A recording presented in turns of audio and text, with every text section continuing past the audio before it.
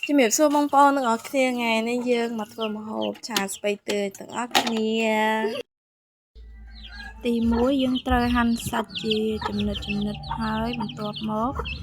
យើងហាន់វាស្ដើងដើម្បីឲ្យឆាទៅពេលដែលយើងឆាគឺចូលជាតិល្អមិនដុំអញ្ចឹងណាបងប្អូនគឺឆាទៅចូលជាតិយើងស្រួលញ៉ាំសម្រាប់នេះគឺជាសាច់ដែលយើងបានហាន់ហើយអំបិលមិញពេលដែលយើងហាន់សាច់ហើយយើងមករៀបចំខ្ទឹមសយើងដំវាជាបំបែកអញ្ចឹងទៅយើងដំវាឲ្យបែកយើងយកសំបកចេញ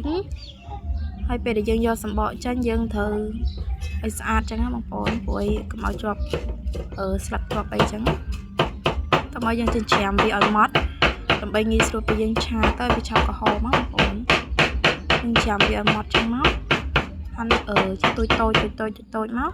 ងាយស្រួលក្នុងយើងឆាបានលឿនល្អនេះគឺជាខ្ទឹមយើងចិញ្ច្រាំបាញ់មិញបន្ទាប់មកយើងយកស្ពៃរបស់យើងមកហាន់គល់វាឲ្យបានស្អាតមុននឹងពេលយើងយកទៅលាងសម្អាតបងប្អូនយើងត្រូវហាន់គល់វាចិញ្ចឹងមកយើងយកមកហាន់គល់ឲ្យស្អាតអញ្ចឹងកុំឲ្យមានជាប់ដីជាប់អីងាយស្រួលពេលដែលយើងលាងជំរះស្ពៃបន្ទាប់មកយើងត្រូវយកស្ពៃរបស់យើងទៅលាងឲ្យបានស្អាតឥឡូវយើងយកស្ពៃរបស់យើងមកលាងជំរះទឹកឲ្យបានស្អាតឲ្យជ្រោះដីដូចជា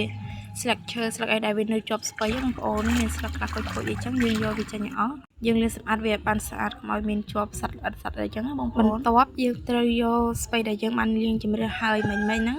យើងស្រង់វាដាក់កញ្ច្រែងឲ្យស្រស់ទឹកដើម្បីងាយស្រួលក្នុងការ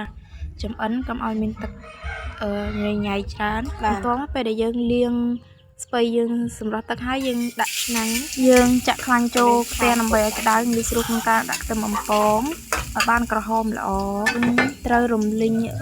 ខ្ទឹមសហ្នឹងឲ្យវាក្រហមបងប្អូនឲ្យឡើងទៅជាពណ៌ជើងក្រងដូចក្នុងវីដេអូនេះអញ្ចឹងឲ្យវាទៅជាពណ៌ក្រហមអញ្ចឹងមកដើម្បីឲ្យឈ្ងុយពេលដែលយើងឆាទៅមានរសជាតិឆ្ងាញ់ពេលក្រហមបែបហ្នឹងហើយគឺយើងដាក់សាច់ចូលដើម្បីឲ្យឆាទៅវាឈ្ងុយជាប់ជាតិគ្នាអញ្ចឹងបងប្អូនយើងលីងវាឲ្យក្រហមអញ្ចឹងណាយើងច្បល់ចូលគ្នាឲ្យ